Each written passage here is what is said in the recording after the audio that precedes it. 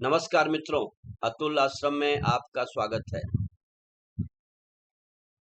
श्री रामचरितमानस कौन नहीं जानता है इस ग्रंथ को। करोड़ों लोग इसका पाठ करते हैं,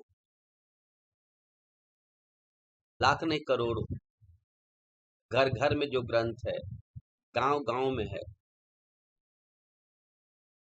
हर तबके के पास है, धनी हो गरीब हो कोई मतलब नहीं। इस ग्रंथ से सब सुख शांति और आध्यात्मिक लाभ पाते हैं।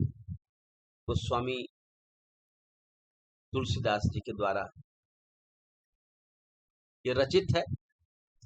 हालांकि इसकी रचना तो रचि महेश निज मानस राखा, सुषमय पाई सिवासन भाखा। इसकी रचना तो बहुत पहले शंकर जी के मस्तिष्क में ही हो गई थी। इसमें अयोध्या कांड के मंगलाचरण में 3 श्लोक हैं और फिर एक उसके बाद दोहा है। इस तरह से अयोध्या कांड शुरू होता है। बहुत ही प्रभावी श्लोक है। आइए देखें। यस्यांके च विभाति भूधर सुता,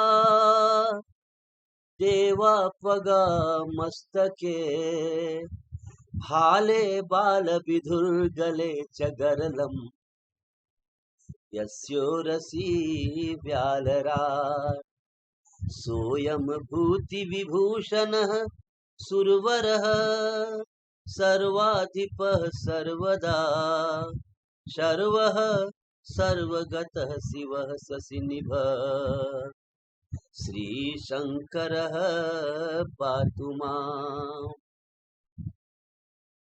ये शिव जी को समर्पित है। दूसरा श्लोक राम जी को समर्पित है। प्रसन्नता यान गताभिषेक तस्तथा, न ममले वनवास दुःखत, मुखाम्बुज श्री रघुनंदनस्य मे, सदास्तु सा मंजुल मंगल प्रदा। नीलाम्बुज श्यामल कोमलांगम, सीता समारोपित वाम भागम, पाणौ महा सायक चारु चापम, नमामि रामं रघुवंशनाथम, नमामि रामं रघुवंशनाथम।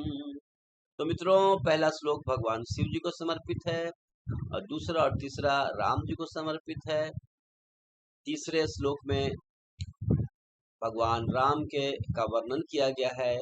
उनका शरीर नीला है, अंग उनके कोमल हैं, ये उनके बाल लीला का वर्णन है, बाल्यकाल का वर्णन है। सीता समारोपित वाम भागम, उनके वाम भाग में सीता जी स्थापित की गई हैं। सीता जी उनकी धर्म पत्नी हैं। उनके हाथों में पाणव क्या है? महासायक, बहुत बड़ा धनुष है। चारु चापम, सुंदर बहुत बड़ा तीर है, बड़े बड़े तीर हैं और सुंदर धनुष है। चारु चापम, ऐसे भगवान राम जी को मैं प्रणाम करता हूँ। नमामि रामम, जो रघुवंश के नाथ हैं, जो रघुवंश में जो राजा हैं, ठीक है, रघुवंश के जो अभी के उत्तराधिकारी हैं। बीच का भी श्लोक बड़ा महान है, बहुत महान है। प्रसन्नता या न गताभिषेक तस्तथा न ममले वनवास दुःखत। ये बिल्कुल चित्त के सामने को बताता है। भगवान की क्या मर्यादा, पुरुषोत्तम राम की क्या विशेषता है। वाल्मीकि अघाते नहीं इनके बारे में कहने में। क्या कहते हैं? समुद्रैव गांभीर्ये धैर्य न हिमवानिव,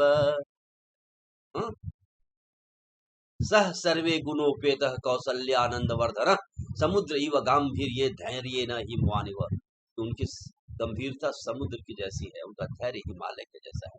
तो यहाँ कहते हैं तुलसीदास जी कि राज्याभिषेक के बात को सुन करके भी जो ऐसा नहीं कि बहुत हर्षित हो गया हो, और वनवास के दुख ने भी जिसके मुखमंडल को कभी मलान नहीं किया, मतलब समुद्र जैसी गंभीरता, हिमालय जैसा धैर्य, न तो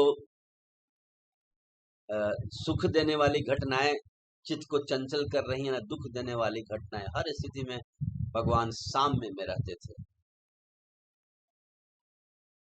भगवत गीता के 2 अध्याय में का श्लोक आता है, अपुरीयमानम अचलम प्रतिष्ठम समुद्रमापम प्रविशन्ति यद्वत् यद्वत् कामाय प्रविशन्ति सर्वे प्रशांति मापनोति न काम कामी।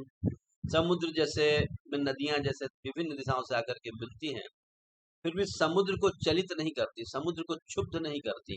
आपने नहीं सुना होगा समुद्र में बाढ़ आ गया और वो वहां से वहां नहीं, समुद्र में बस नदियां आके मिल रही, लेकिन समुद्र समुद्र ही है, समुद्र में क्या बाढ़ आएगा। तो ये स्थिति है भगवान राम की। अब तुलसीदास बाबा क्या कहते हैं कि उनका वह मुखमंडल